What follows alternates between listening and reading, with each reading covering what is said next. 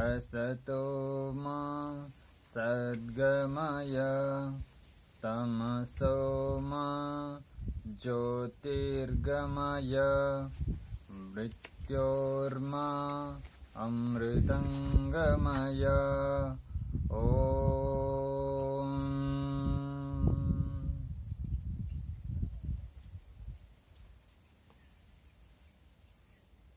ನಮಸ್ತೆ ಆತ್ಮೀಯರೇ, ವೈದಿಕ ವಿಜ್ಞಾನ ಸರಣಿ ಕಾರ್ಯಕ್ರಮಕ್ಕೆ ನಿಮ್ಮೆಲ್ಲರಿಗೂ ಸ್ವಾಗತ. ಇದು 2ನೇ ಕಕ್ಷೆ. ಭೂಮಿಕೆಯ ನಂತರ ನಾವು ಪುಸ್ತಕದ ವಿಷಯಗಳನ್ನು ನಿಧಾನಕ್ಕೆ ಚರ್ಚೆ ಮಾಡಲಿಕ್ಕೆ ಪ್ರವೇಶ ಮಾಡೋಣ. ಆರಂಭದಲ್ಲಿ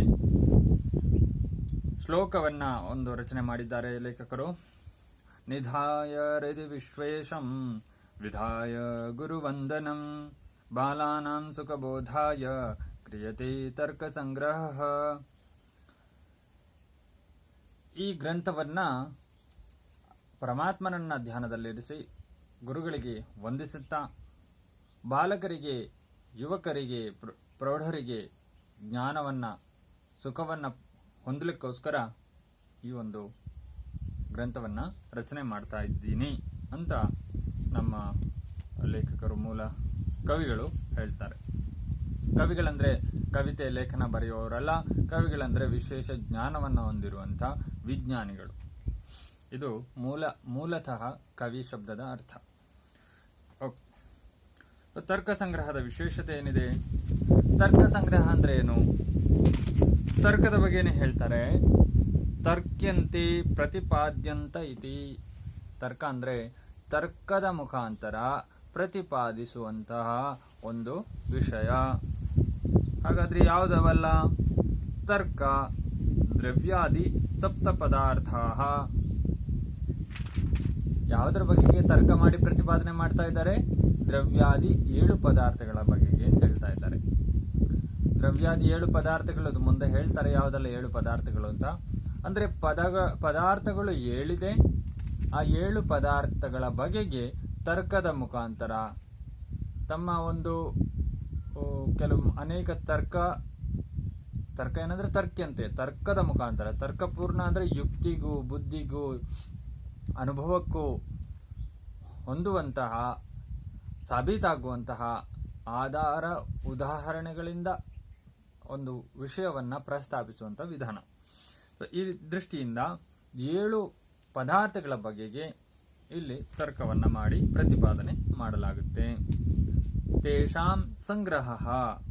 ಈ 7 ಪದಾರ್ಥಗಳ ವಿಷಯ ಬಗ್ಗೆ ತರ್ಕ ಮಾಡಿ ಅವನ್ನ ಸಂಕ್ಷೇಪೇಣ, ಸಂಕ್ಷೇಪ ರೂಪದಲ್ಲಿ, ಸಂಕ್ಷಿಪ್ತ ರೂಪದಲ್ಲಿ, ವಿಶಾಲವಾಗಿ ಹೇಳಲಿಕ್ಕೆ ಅದಕ್ಕೆ ಆದಂತ ಬೇರೆ ಬೇರೆ ಶಾಸ್ತ್ರಗಳಿದೆ 7 ಪದಾರ್ಥಗಳ ಬಗ್ಗೆ ಇನ್ನೂ ವಿಸ್ತಾರವಾಗಿ ಚರ್ಚೆ ಮಾಡಲಿಕ್ಕೆ. ಆದ್ರೆ ಇಲ್ಲಿ ಸಂಕ್ಷಿಪ್ತವಾಗಿ ಒಂದು ಸಂಗ್ರಹ ಮಾಡಿದ್ದಾರೆ. ಅದರಿಂದ ಇದನ್ನ ಏನ್ ಹೇಳ್ತೇವೆ? ತರ್ಕ ಸಂಗ್ರಹ. ಕಸ್ಮೈ ಪ್ರಯೋಜನಮಿತ್ಯೇತಾಹ. ಯಾತಕ್ಕೋಸ್ಕರ, ಯಾರ ಪ್ರಯೋಜನಕ್ಕೋಸ್ಕರ ಮಾಡ್ತಾ ಇದ್ದೇವೆ? ಬಾಲಕಾನಾಂ ಸುಖಬೋಧಾಯ. ಬಾಲಕರಿಗೋಸ್ಕರ, ಸುಖ ಪ್ರಾಪ್ತಿಗೋಸ್ಕರ ಇದನ್ನ ನಾವು ರಚನೆ ಮಾಡ್ತಾ ಇದ್ದೇವೆ.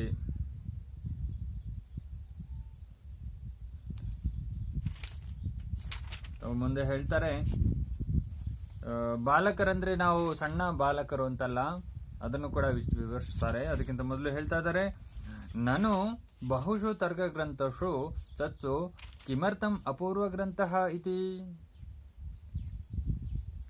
ಅನೇಕ ತರ್ಕ ಗ್ರಂಥಗಳಿದೆ, ಅವುಗಳಲ್ಲಿ ಇದೇನಿದೆ ಆ ರೀತಿ ಅಪೂರ್ವವಾದ ಗ್ರಂಥಗಳು ಅಂತ ಹೇಳಿದಾಗ ಹೇಳ್ತಾರೆ, ಬಾಲಾನಾಮಿತಿ, ಮಕ್ಕಳಿಗೋಸ್ಕರ, ಬಾಲಕರಿಗೋಸ್ಕರ ರಚನೆ ಮಾಡಿರುವಂತಹ ಗ್ರಂಥ ಅಂತ ಹೇಳ್ತಾರೆ. ಅನೇಕರಿಗೆ, ವಿದ್ವಾಂಸರಿಗೆ ಮಾಡಿರುವಂತಹ ಗ್ರಂಥಗಳಿದೆ. ಬಾಲಕರಿಗೋಸ್ಕರ ಸುಲಭವಾಗಿ, ಸರಳವಾಗಿ ಅರ್ಥ ಮಾಡಲಿಕ್ಕೆ ಈ ಗ್ರಂಥಗಳನ್ನ ರಚನೆ ಮಾಡಿದ್ದಾರೆ ಅಂತ ಹೇಳ್ತಾರೆ. ತೇಷಾಂ ಅತಿ ವಿಸ್ತೃತತ್ವಾತ್ ಬಾಲಾನಾಂ ಬೋಧೋ ನಾ ಭವತಿ ಇತ್ಯರ್ಥಃ. ಬಾಲಕರು ಅಂದಾಗ ಎಲ್ಲರಿಗೂ ಒಳಗೊಳ್ಳುತ್ತೆ. ಬಾಲಕರಂದಾಗ ಚಿಕ್ಕ ಹಾಲು ಕುಡಿಯೋ ಮಕ್ಕಳಿಂದ ಹಿಡಿದು ಪ್ರೌಢಾವಸ್ಥೆಯಲ್ಲಿರುವಂತವ್ರನ್ನು ಕೂಡ ಕೆಲವೊಮ್ಮೆ ಬಾಲಕರು ಅಂತ ಹೇಳ್ತೇವೆ. ಪ್ರೌಢಶಾಲೆಯಲ್ಲಿ ಓದ್ತಾ ಇರುವಂತ 15-16 ವರ್ಷದ ಮಕ್ಕಳನ್ನು ಕೂಡ ಬಾಲಕರು ಅಂತಾನೆ ಹೇಳ್ತೇವೆ. ಅಥವಾ 20ರ ಒಳಗೆ ಬಾಲಕರು ಅಂತ ಹೇಳ್ತೇವೆ. ಯಾರನ್ನ ಬಾಲಕರು ಅಂತ ತಿಳ್ಕೊಳ್ಳೋದು? ಬಾಲಕರಿಗಂತೂ ಇದು ಅರ್ಥನೇ ಆಗಲ್ಲ, ಅನೇಕ ಬಾಲಕರಿಗೆ ಅಂತ ಹೇಳಿದಾಗ ಗ್ರಹಣಧಾರಣ ಪಟುರ್ಬಲಃ ನಾತು ಸ್ತನಂದಯಃ. ಹಾಲು ಕುಡಿಯೋ ಮಕ್ಕಳಲ್ಲ ಬಾಲಕರು, ಗ್ರಹಣಧಾರಣ ಜ್ಞಾನವನ್ನು ಗ್ರಹಿಸುವಂಥ ಜ್ಞಾನವನ್ನು ಹೊಂದಲು ಸಾಮರ್ಥ್ಯವಿರುವಂತಹ ಯುವಕರನ್ನ, ಮಕ್ಕಳನ್ನ ಬಾಲಕರು ಅಂತ ಹೇಳ್ತಾ ಇದ್ದಾರೆ. ಈ ರೀತಿ ಯಾವುದೇ ಶಬ್ದದಲ್ಲಿ ಬರುವಂತಹ ಅಪವಾದಗಳು ಅಥವಾ ವಿರೋಧಾಭಾಸಗಳನ್ನ ನಿಷೇಧ ಮಾಡ್ತಾ ಪೂರ್ಣವಾಗಿ ತಾವು ಯಾವ ವಿಷಯದ ಬಗ್ಗೆ ಹೇಳ್ತಾ ಇದ್ದಾರೋ ಅಲ್ಲಿಗೆ ಇದನ್ನು ಕೇಂದ್ರೀಕರಿಸುವಂತಹ ಒಂದು ವಿದ್ಯೆಯನ್ನ ನಾವು, ಒಂದು ವಿಧಾನವನ್ನ ನಾವು ಈ ಗ್ರಂಥಗಳಲ್ಲಿ ಸಂಪೂರ್ಣವಾಗಿ ನೋಡಬಹುದು. ಈ ರೀತಿ ಕಿಂ ಕೃತ್ವ ಕ್ರಿಯತೆ ಇತ್ಯತಃ ನಿಧೇಯೇತಿ ವಿಶ್ವೇಶಂ, ಇದನ್ನು ನಾವು ಮೊದಲ ಶ್ಲೋಕದಲ್ಲಿ ನೋಡಿದ್ವಿ. ಯಾರಿಗೋಸ್ಕರ? ಒಂದು ಪರಮಾತ್ಮನನ್ನ ಹೃದಯದಲ್ಲಿ ಧ್ಯಾನದಲ್ಲಿ ಇರಿಸಿ ಕೃತಜ್ಞತೆಯನ್ನು ಸಲ್ಲಿಸುತ್ತಾ, ಗುರುಗಳಿಗೆ ಕೃತಜ್ಞತೆಯನ್ನು ಸಲ್ಲಿಸುತ್ತಾ, ಬಾಲಕರಿಗೆ ಸುಖವನ್ನ ಹೊಂದುವುದಕ್ಕೋಸ್ಕರ ಈ ಒಂದು ಶಾಸ್ತ್ರವನ್ನ, ಗ್ರಂಥವನ್ನ ರಚನೆ ಮಾಡಿದ್ದಾರೆ. ಎಲ್ಲ ಗುರುಗಳಿಗೂ ವಂದಿಸುತ್ತಾ, ಪರಮಾತ್ಮನಿಗೂ ವಂದಿಸುತ್ತಾ ಮಾಡಿದ್ದಾರೆ.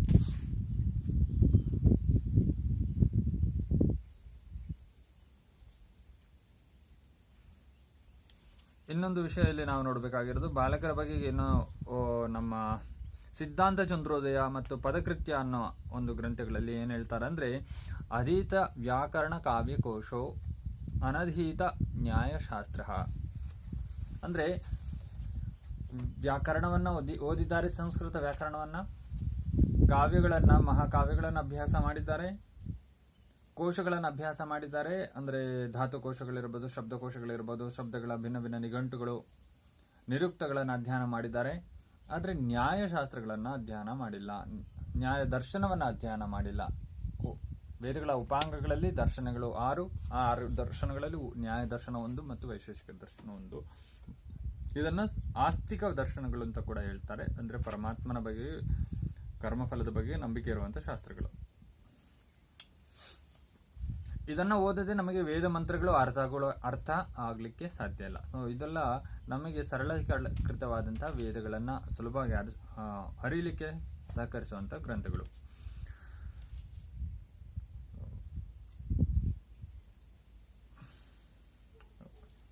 ಇಷ್ಟನ್ನ ಹೇಳಿ ನಾವು ಮುಂದೆ ಹೋಗೋಣ. ಒಟ್ಟಿನಲ್ಲಿ ತರ್ಕ ಸಂಗ್ರಹ 7 ಪದಾರ್ಥಗಳ ಬಗೆಗೆ ತರ್ಕದ ಮುಖಾಂತರ ಪ್ರತಿಪಾದಿಸುವಂತ ಒಂದು ಗ್ರಂಥ. ಹಾಗಾದ್ರೆ ಆ 7 ಪದಾರ್ಥಗಳು ಯಾವುದೆಲ್ಲ ನೋಡೋಣ. ಮೊದಲನೆಯ ಸೂತ್ರ, ದ್ರವ್ಯ ಗುಣ ಕರ್ಮ ಸಾಮಾನ್ಯ ವಿಶೇಷ ಸಮವಾಯ ಅಭಾವಾಹ ಸಪ್ತ ಪದಾರ್ಥ. 7 ಪದಾರ್ಥಗಳನ್ನು ಹೇಳಿದ್ದಾರೆ. ಯಾವುದೆಲ್ಲ? ದ್ರವ್ಯ, ಗುಣ, ಕರ್ಮ, ಸಾಮಾನ್ಯ, ವಿಶೇಷ, ಸಮವಾಯ, ಅಭಾವ. 7 ಪದಾರ್ಥಗಳು. ನೀವು ಯಾರೇ ಕೇಳಿದ್ರೆ ಅಥವಾ ನಿಮ್ಮ ಶಾಸ್ತ್ರಗಳಲ್ಲಿ ನೀವು ಕಲ್ತಿರುವಂಥ ಪುಸ್ತಕಗಳಲ್ಲಿ ಇಷ್ಟರವರೆಗೆ ಪದಾರ್ಥಗಳನ್ನು ಎಷ್ಟು ಹೇಳಿದ್ದಾರೆ ಗೊತ್ತಿರೋಂಗೆ 3 ಅಥವಾ 5 ಅಥವಾ ಗೊತ್ತಿಲ್ಲ ಎಷ್ಟು ಹೇಳಿದಾರೋ ನೀವು ವಿವೇಚನೆ ಮಾಡ್ಬೋದು, ವಿಚಾರ ಮಾಡ್ಬೋದು. ಶಾಸ್ತ್ರಗಳ ಪ್ರಕಾರ 7 ಪದಾರ್ಥಗಳಿದೆ. ಇದಲ್ದೇನೆ ಮುಂದೆ ಹೇಳ್ತಾರೆ ಪದಾರ್ಥಗಳ ಬಗೆಗೆ ಯಾರ್ಯಾರದು ದರ್ಶನಕರ ಏನೇನು ಭಿನ್ನಾಭಿಪ್ರಾಯಗಳಿದೆ ಅದರ ಬಗ್ಗೆನೂ ಕೂಡ ಚರ್ಚೆ ಮಾಡೋಣ. ನಾವಿಲ್ಲಿ 7 ಪದಾರ್ಥಗಳನ್ನು ಹೇಳ್ತಾ ಇದ್ದಾರೆ. ಅದರ ಬಗ್ಗೆ ವ್ಯಾಖ್ಯಾನ ಏನಿದೆ ಅಂದ್ರೆ, ಪದಾರ್ಥಾನ್ ವಿಭಜತೆ ದ್ರವ್ಯೇತಿ, ಪದಾರ್ಥಗಳನ್ನು ವಿಭಜಿಸಲಾಗ್ತಾ ಇದೆ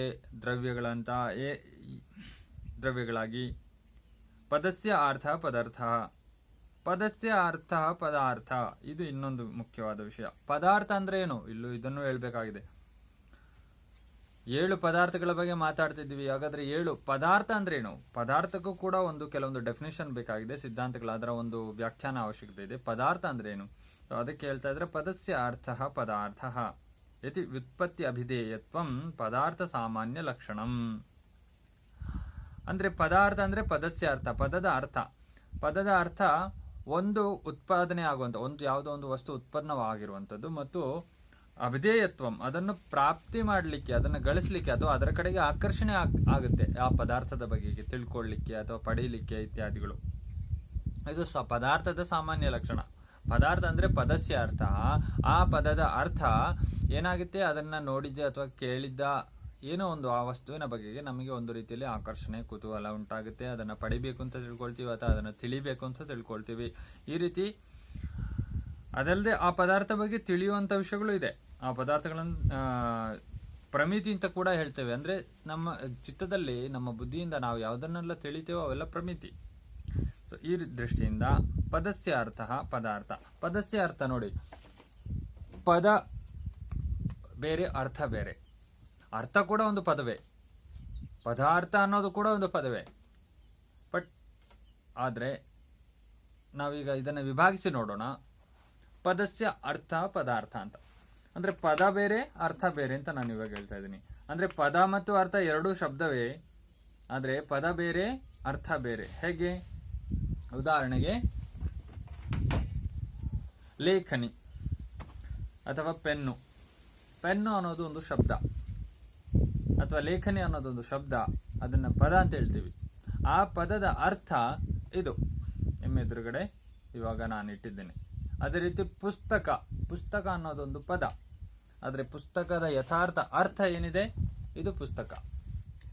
ಪುಸ್ತಕದ ಪದವನ್ನ ನಾವು ಹೇಳ್ತೀವಿ, ಆ ಪದದ ಜೊತೆಗೆ ಅರ್ಥ ಜೊತೆಯಲ್ಲಿ ನಮ್ಮ ಬುದ್ಧಿಯಲ್ಲಿ ಬೋಧವಾಗುತ್ತೆ.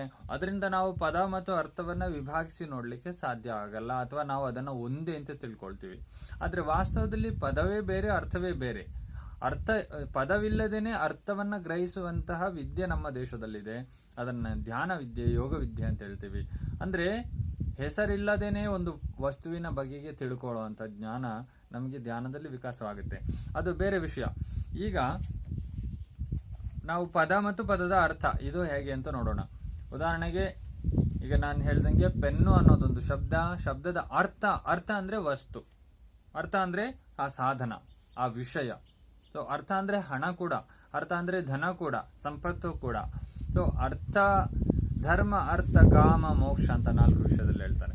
ಅರ್ಥ ಅಂದ್ರೆ ಧನ, ಅಲ್ಲೂ ಕೂಡ ಧನ ಒಂದು ಅರ್ಥವೇ.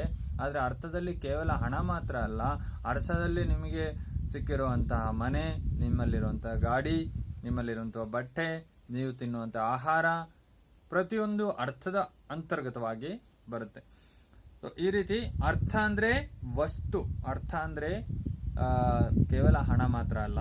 ಸೊ ಆ ವಸ್ತುವನ್ನು ಗುರುತಿಸುವಂತ ಅಥವಾ ಅದನ್ನು ತಿಳಿಸುವಂತಹ ಒಂದು ಶಬ್ದ, ಎರಡು ಸೇರಿ ನಾವು ಪದಾರ್ಥ ಅಂತ ಹೇಳ್ತೀವಿ. ಪದಸ್ಯ ಅರ್ಥ ಪದಾರ್ಥ. ನೀವು ಇಲ್ಲಿವರೆಗೂ ಪದಾರ್ಥಗಳು ಅಂತ ಹೇಳಿದಾಗ ನೀವು ನೇರವಾಗಿ ವಸ್ತುಗಳನ್ನು, ಯಾವುದೆಲ್ಲ ಪದಾರ್ಥಗಳು ಅಂತ ಕೇಳ್ತೀವಿ. ಅಡಿಗೆ ಮಾಡ್ಲಿಕ್ಕೆ ಏನೇನು ಪದಾರ್ಥಗಳು?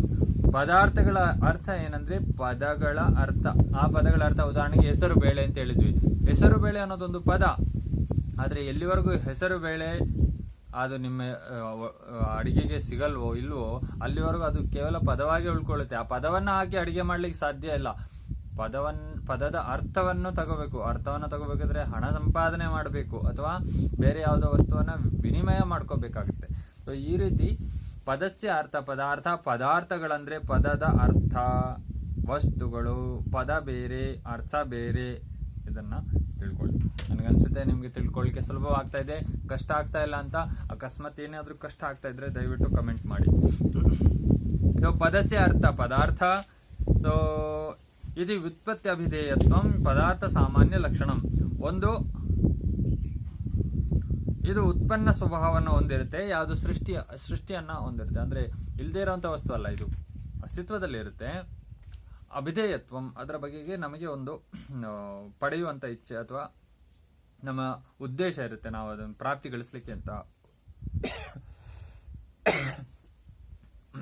ಕ್ಷಮಿಸಿ, ಪ್ರಾಪ್ತಿಗಳಿಸ್ಲಿಕ್ಕೆ ಹೋಗ್ತೇವೆ, ಪಡೀಲಿಕ್ಕೆ ಹೋಗ್ತೇವೆ ಇತ್ಯಾದಿ. ನನ್ವತ್ರ ವಿಭಾಗದೇಯ ಸಪ್ತತ್ವೇ ಸಿದ್ಧಿ ಸಪ್ತಗ್ರಹಣಂ ಯರ್ಥಮಿತಿ ಚೇತ್ನ. 7 ಪದಾರ್ಥಗಳಿರೋದಾಗಿದ್ರೆ 7 ಪದಾರ್ಥಗಳು ಸಪ್ತ ಅಂತ ಉಪಯೋಗಿಸುವಂತ ಅವಶ್ಯಕತೆ ಏನಿದೆ? ಅಂದ್ರೆ ಸೂತ್ರದಲ್ಲಿ ದ್ರವ್ಯ ಗುಣ ಕರ್ಮ ಸಾಮಾನ್ಯ ವಿಶೇಷ ಸಮವಾಯ ಅಭಾವ ಸಪ್ತ ಪದಾರ್ಥ ಅಂತ 7 ಪದಾರ್ಥಗಳು ಇರೋದೇ 7, ಮತ್ತೆ ಸಪ್ತ ಅಂತ ಮತ್ತೆ ಇನ್ನೇನೆ ಕೇಳ್ತಿದ್ದೀರಾ ಅಂತ ಕೇಳ್ತಾ ಇದ್ದಾರೆ. ಪ್ರತಿಯೊಂದು ಸೂತ್ರದ ಬಗೆಗೆ ಆಕ್ಷೇಪವನ್ನ ವ್ಯಕ್ತ ಮಾಡ್ತಾ ಇದ್ದಾರೆ. ವ್ಯರ್ಥವಲ್ವಾ ಸಪ್ತ ಅನ್ನೋ ಶಬ್ದವನ್ನ ಪ್ರಯೋಗ ಮಾಡಿದ್ದು? ಅದಕ್ಕೆ ಹೇಳ್ತಾರೆ ಅದಕ್ಕೆ ಸಂಖ್ಯೆ ವ್ಯವಚ್ಛೇದಾರ್ಥತ್ವಾತ್. ಅಧಿಕ ಸಂಖ್ಯೆಯನ್ನ ನಿಷೇಧ ಮಾಡಲಿಕ್ಕೆ, ಅಧಿಕ ಸಂಖ್ಯೆಯಿಂದ ಮುಕ್ತವಾಗ್ಲಿಕ್ಕೆ ಇನ್ನೂ ಅಧಿಕ ಪದಾರ್ಥಗಳನ್ನ ಅನೇಕರು ಹೇಳ್ತಾರೆ. ಅದರಿಂದ ಅವೆಲ್ಲವನ್ನ ನಿಷೇಧ ಮಾಡಲಿಕ್ಕೆ 7 ಪದಾರ್ಥಗಳು ಮಾತ್ರ ಇದೆ ಅಂತ ಹೇಳ್ತಾ ಇದ್ದಾರೆ. ನಾನು ಅತಿರಿಕ್ತ ಪದಾರ್ಥ ಪ್ರಮಿತೋ ನಾವ. ಅತಿರಿಕ್ತ ಪದಾರ್ಥಗಳು ಪ್ರಮಿತಿಯಲ್ಲಿ ಎಲ್ಲದರಲ್ಲೂ ಬರುತ್ತೆ. ಅಂದ್ರೆ ಪ್ರಮಿತಿ ಯಾವ್ದಲ್ಲೆಲ್ಲ ತಿಳ್ಕೊಳ್ತೀವೋ ಅವೆಲ್ಲವೂ ಪ್ರಮಿತಿ ಅಂತ ಹೇಳ್ತಾರೆ. ತಿಳಿಯುವಂತ ವಸ್ತುಗಳು ನಾವು ಯಾವುದರ ಬಗೆಗೆ ತಿಳಿಯುತ್ತಿದ್ದೇವೋ ಅವೆಲ್ಲವೂ ಪ್ರಮಿತಿಯೇ. ಪ್ರತಿಯೊಂದು ಪ್ರಮಿತಿಯೇ. ನಾವು ಅನ್ನದ ಬಗ್ಗೆ ತಿಳ್ಕೊಳ್ತೀವಿ, ವ್ಯಕ್ತಿಗಳ ಬಗ್ಗೆ ತಿಳ್ಕೊಳ್ತೀವಿ, ಪುಸ್ತಕದ ಬಗ್ಗೆ ತಿಳ್ಕೊಳ್ತೀವಿ, ವಿಜ್ಞಾನದ ಬಗ್ಗೆ ತಿಳ್ಕೊಳ್ತೀವಿ. ನಾವು ಯಾವುದನ್ನೆಲ್ಲ ತಿಳಿತೀವೋ ಅವೆಲ್ಲವೂ ಪ್ರಮಿತಿ. ಸೊ ಪ್ರಮಿತಿ, ಪ್ರಮಾಣಂ ಇತ್ಯಾದಿಗಳು, ಪ್ರಮೇಯ, ಈ ತರ ಅನೇಕ ವಿಷಯಗಳು ಬರುತ್ತೆ. ಇದು ನ್ಯಾಯಶಾಸ್ತ್ರದಲ್ಲಿ ಬರುತ್ತೆ. ಮುಂದೆ ಕೂಡ ನಾವು ಇದನ್ನು ವಿಚಾರ ಮಾಡ್ತೀವಿ. ಏನಿದು ಪ್ರಮಾಣ, ಪ್ರಮೇಯ, ಪ್ರಮಿತಿ, ಇತ್ಯಾದಿಗಳೆಲ್ಲ. ಸೊ ಪ್ರಮಿತಿ ಅಂದ್ರೆ ನಾವು ಯಾವ್ದೆಲ್ಲ ವಿಷಯವನ್ನ ತಿಳ್ಕೊಳ್ತೀವೋ ಅವೆಲ್ಲ ಪ್ರಮಿತಿ. ಸೊ ಪದಾರ್ಥಗಳು ಕೂಡ ತಿಳಿಯುವಂತ ವಿಷಯದಲ್ಲೇ ಬರೋದ್ರಿಂದ ಪ್ರಮಿತಿ ಒಳಗಡೆನೆ ಬರುತ್ತಲ್ವಾ. ಅದಕ್ಕೆ ಹೇಳ್ತಾರೆ ನಾ ಅದ್ಯ ಪ್ರಮಿತಸ್ಯ ನಿಷೇಧ ಯೋಗಾತ್. ನಾವು ಪ್ರಮಿತಿಗಳ ಬಗ್ಗೆ ನಿಷೇಧ ಮಾಡ್ತಾ ಇಲ್ಲ. ನಾ ಅಂತ್ಯ ಪ್ರತಿ ಯೋಗ ಪ್ರಮಿತಿಂ ವಿನಾ ನಿಷೇಧಾನುಪತ್ತೇ ರೀತಿ ಚೇತ್ನ.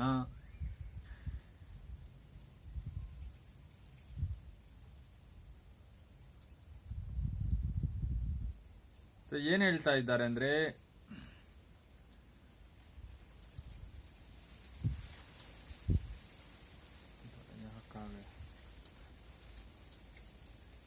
ಯಾವುದನ್ನೆಲ್ಲ ತಿಳಿತೀವೋ ಅವೆಲ್ಲವೂ ಪದಾರ್ಥದ ಒಳಗೆ ಬರುತ್ತೆ. ಜ್ಞೇಯತ್ವಂ ದ್ವಾರ ಸಪ್ತ ಪದಾರ್ಥಮೇ ಪ್ರಮಿತಿ ವಿಷಯತ್ವ ದ್ವಾರ ಕಹಾ ಗಯಾ ಹೈ.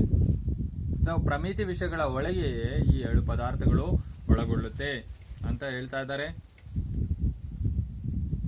ಯಾವ ವಸ್ತುವನ್ನ ನಾವು ತಿಳಿತೀವೋ ಅದು ಅಭಿಧೇಯ ಕೂಡ ಆಗುತ್ತೆ. ಅದನ್ನು ತಿಳಿಬೇಕು, ಅದನ್ನು ಪಡಿಬೇಕು, ಅದು ನಮ್ಮ ಜೀವನದ ಉದ್ದೇಶ ಅಥವಾ ಲಕ್ಷ್ಯ ಕೂಡ ಆಗ್ಲಿಕ್ಕೆ ಸಾಧ್ಯ ಇದೆ. ಅದಲ್ದೇನೆ ಅರಸ್ತು ಅಂದ್ರೆ ಅರಿಸ್ಟಾಟಲ್ ಬಗ್ಗೆ ಹೇಳ್ತಾ ಇದ್ದಾರೆ. ಅರಸ್ತುನೇ ಅಪನೆ ತರ್ಕಶಾಸ್ತ್ರ ಮೇ 10 ಪದಾರ್ಥ ಮಾನೆ ಹೇ. 10 ಪದಾರ್ಥಗಳನ್ನ ಅರಿಸ್ಟಾಟಲ್ ಹೇಳಿದ್ದಾರೆ. ಈ ತರ್ಕ ಸಂಗ್ರಹ ನ್ಯಾಯ ದರ್ಶನದ ಮತ್ತು ವೈಶೇಷಿಕ ದರ್ಶನದ್ದು, ಗೌತಮ ಋಷಿಗಳು ಮತ್ತು ವಾತ್ಸಾಯನ ಮುನಿಗಳು, ಕಣಾದ ಋಷಿಗಳ ಒಂದು ಗ್ರಂಥ ಇದು. ಕಣಾದ ಋಷಿಗಳ ಪ್ರಕಾರ ಮತ್ತು ಗೌತಮ ಋಷಿಗಳ ಪ್ರಕಾರ 7 ಪದಾರ್ಥಗಳಂತ ಹೇಳ್ತಾ ಇದ್ದಾರೆ. ಅದು ಬಿಟ್ಟು ಅರಿಸ್ಟಾಟಲ್ ಆಧುನಿಕ ಶಾಸ್ತ್ರಜ್ಞರು ಏನ್ ಹೇಳ್ತಾರೆ, 10 ಪದಾರ್ಥಗಳಿದೆ. ಅವುಗಳು ಯಾವುದೆಲ್ಲ? ವಸ್ತು, ಪರಿಮಾಣ, ಗುಣ, ಸಂಬಂಧ, ಸ್ಥಾನ, ಕಾಲ, ಸ್ಥಿತಿ, ವಿಶಿಷ್ಟತಾ, ಗತಿ, ನಿಷ್ಕ್ರಿಯತ. ಈ ರೀತಿ 10 ವಿಷಯಗಳನ್ನ ಹೇಳಿದ್ದಾರೆ. ನಾವು 7 ಪದಾರ್ಥಗಳನ್ನು ಹೇಳಿದ್ದೀವಿ, ಅವ್ರೇನ್ ಹೇಳಿದ್ದಾರೆ 10 ಪದಾರ್ಥಗಳಿದೆ.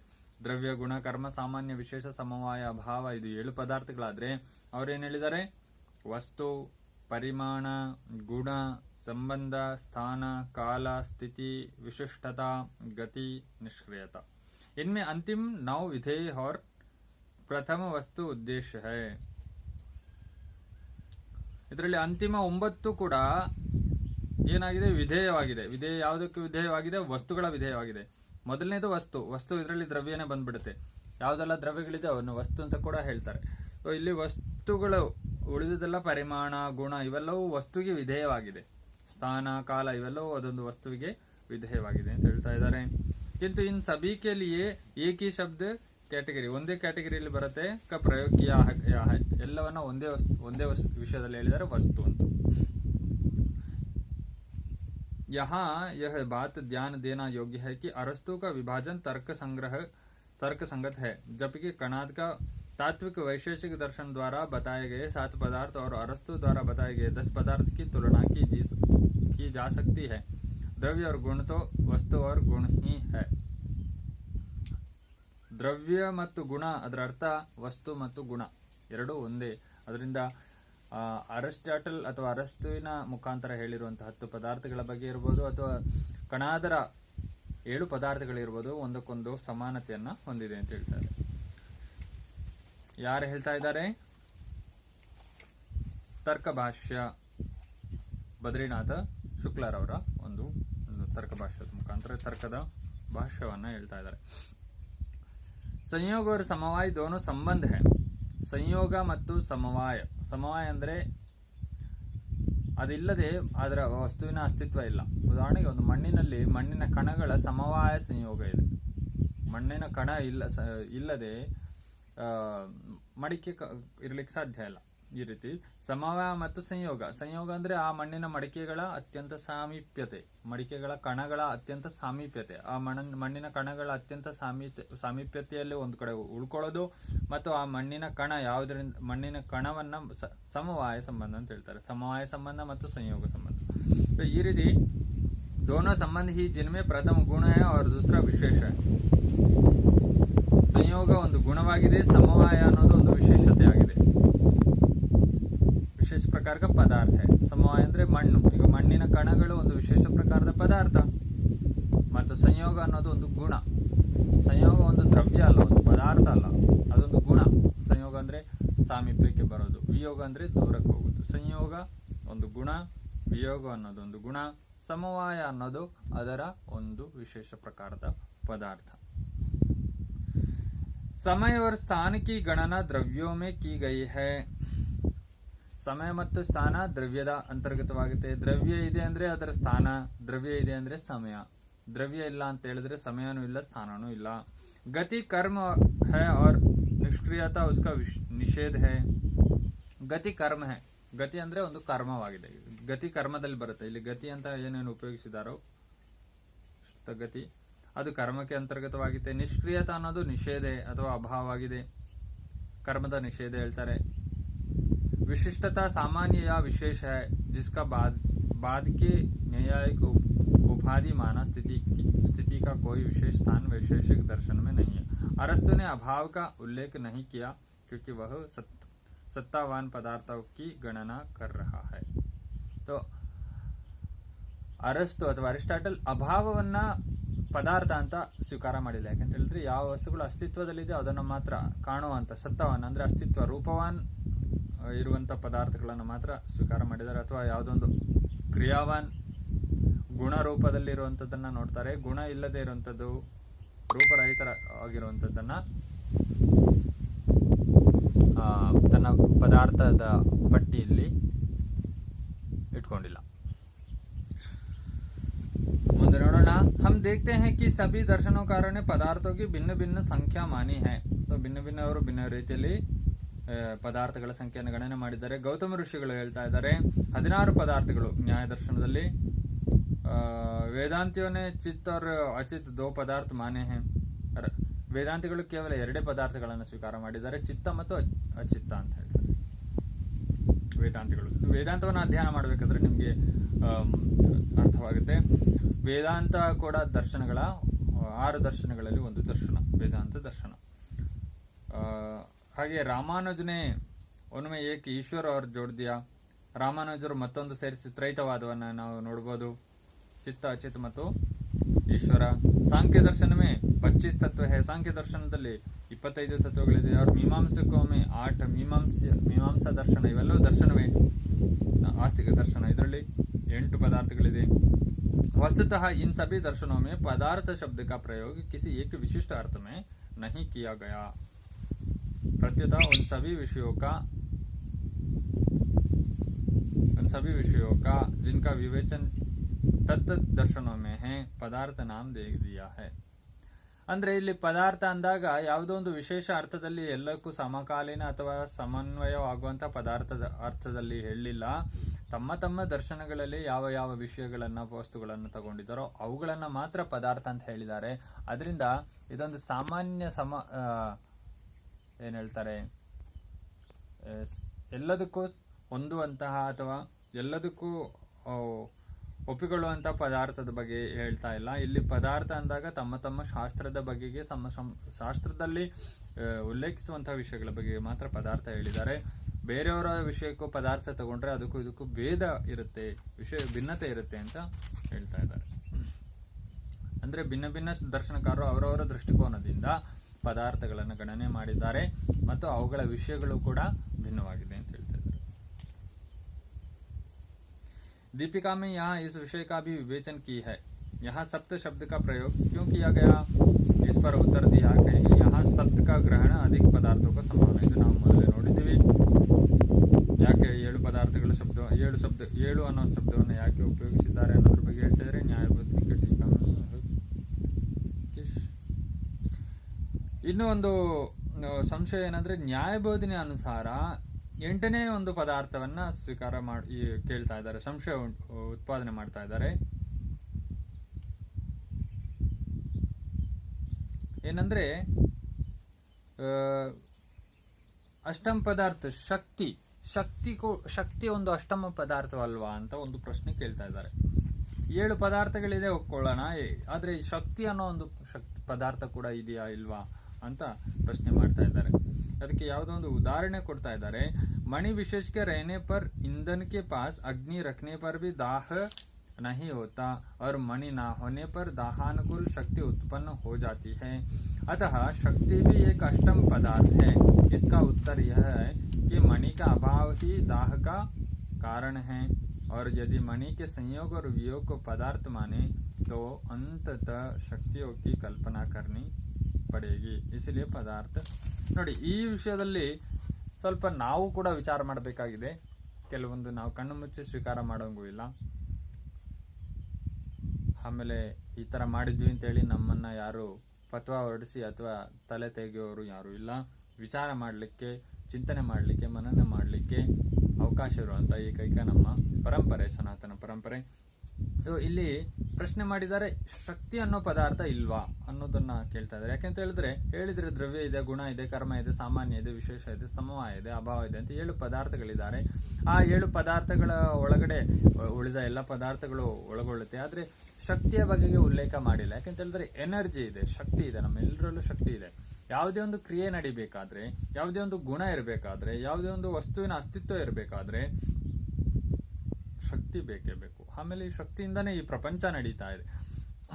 ಸೂರ್ಯನಿಂದ ಶಕ್ತಿ ಸಿಗ್ತಾ ಇದೆ. ಆ ಶಕ್ತಿಯಿಂದ ಸಸ್ಯಗಳು ಆಹಾರವನ್ನ ತಯಾರು ಮಾಡ್ತಾ ಇದೆ, ಪ್ರಾಣಿಗಳು ಆಹಾರವನ್ನ ಸೇವನೆ ಮಾಡ್ತಾ ಇದೆ, ಆ ಆಹಾರದಿಂದ ಪ್ರಾಣಿಗಳು ಚಲನೆಯನ್ನ ನಡೆಸ್ತಾ ಇದ್ದೇವೆ, ಗ್ರಹಗಳು ಗತಿಯನ್ನ ಹೊಂದ್ತಾ ಇದೆ. ಇವೆಲ್ಲವೂ ಎನರ್ಜಿಯಿಂದ ನಡೀತಾ ಇದೆ, ಶಕ್ತಿಯಿಂದ ನಡೀತಾ ಇದೆ. ಶಕ್ತಿ ಇಲ್ಲದೆ ಯಾವುದೇ ಘಟನೆಗಳು ನಡೆಯಲ್ಲ. ಹಾಗಾದ್ರೆ ಈ ಶಕ್ತಿಯನ್ನ ಯಾಕೆ ಉಲ್ಲೇಖ ಮಾಡಿಲ್ಲ? ಶಕ್ತಿ ಇದೆಯಾ ಇಲ್ವಾ? ಅದಕ್ಕೆ ಉದಾಹರಣೆ ಕೇಳ್ತಾ ಇದ್ದಾರೆ. ಬೆಂಕಿಯ ಸಮೀಪ ಯಾವುದೋ ಒಂದು ಮಣಿ, ವಿಶೇಷವಾದಂತಹ ಒಂದು ಮಣಿಯನ್ನ ಇಟ್ಟಾಗ ಆ ಬೆಂಕಿ ಇದ್ರೂ ಕೂಡ ವಸ್ತು ಉರಿಯಲ್ಲ ಅಂತ ಹೇಳ್ತಾ ಇದ್ದಾರೆ. ಹಾಗೆ ಆ ಮಣಿಯನ್ನ ದೂರ ತಗೊಂಡೋದಾಗ ಬೆಂಕಿ ಉರಿಯುತ್ತೆ ಅಂತ ಹೇಳ್ತಾರೆ. ಸೊ ಆ ಮಣಿಯಲ್ಲಿ ಯಾವುದೋ ಒಂದು ವಿಶೇಷ ಪ್ರಕಾರದ ಶಕ್ತಿ ಇದೆ. ಆ ಶಕ್ತಿಯ ಕಾರಣದಿಂದ ಬೆಂಕಿ ಉರಿತಾ ಇಲ್ಲ ಮತ್ತು ಶಕ್ತಿ ದೂರ ಹೋದಾಗ ಉರಿತಾ ಇದೆ ಅಂತ ಉದಾಹರಣೆ ಕೊಡ್ತಾ ಇದ್ದಾರೆ. ಆದ್ರೆ ಇದನ್ನ ತರ್ಕ ಭಾಷ್ಯದವರು ಒಪ್ತಾ ಇಲ್ಲ. ಅವ್ರು ಏನ್ ಹೇಳ್ತಾರೆ ಅಂದ್ರೆ, ಮಣಿಯ ಅಭಾವವೇ ಬೆಂಕಿಯ ಉರಿಲಿಕ್ಕೆ ಕಾರಣ ಅಂತ ಹೇಳ್ತಾರೆ. ಅಂದ್ರೆ ಮಣಿ ದೂರ ಇದೆ, ಅದರಿಂದ ಉರಿತಾ ಇದೆ ಬೆಂಕಿ. ಬೆಂಕಿ ಹತ್ರ ಬಂತು, ಮಣಿ ಬೆಂಕಿ ಹತ್ರ ಬರೋದ್ರಿಂದ ಬೆಂಕಿ ಆರೋಯ್ತು ಅಥವಾ ಉರಿತಾ ಇಲ್ಲ.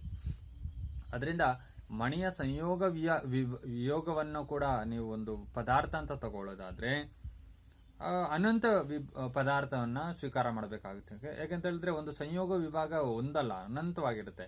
ಒಂದೊಂದು ರೀತಿ ಒಂದೊಂದು ಪದಾರ್ಥಗಳು ಇಲ್ಲಿಂದ ಅಲ್ಲಿಗೆ, ಅಲ್ಲಿಂದ ಇಲ್ಲಿಗೆ ಸಂಯೋಗ ವಿಯೋಗ ಆಗ್ತಾ ಇರುತ್ತೆ. ಸೊ ಪ್ರತಿಯೊಂದನ್ನ ನಾವು ಒಂದು ಪದಾರ್ಥ ಅಂತ ತಗೊಳ್ಳೋದಾದ್ರೆ ಅನಂತ ಪದಾರ್ಥಗಳಿವೆ ಅಂತ ಹೇಳ್ಬೇಕಾಗುತ್ತೆ ಅಂತ ಹೇಳಿ ತರ್ಕ ಮಾಡ್ತಾ ಇದ್ದಾರೆ. ವಾಸ್ತವದಲ್ಲಿ ಈ ತರ್ಕ ಸರಿಯಲ್ಲ ಅಂತ ನನ್ನ ಅನಿಸಿಕೆ. ಯಾಕೆಂತ ಹೇಳಿದ್ರೆ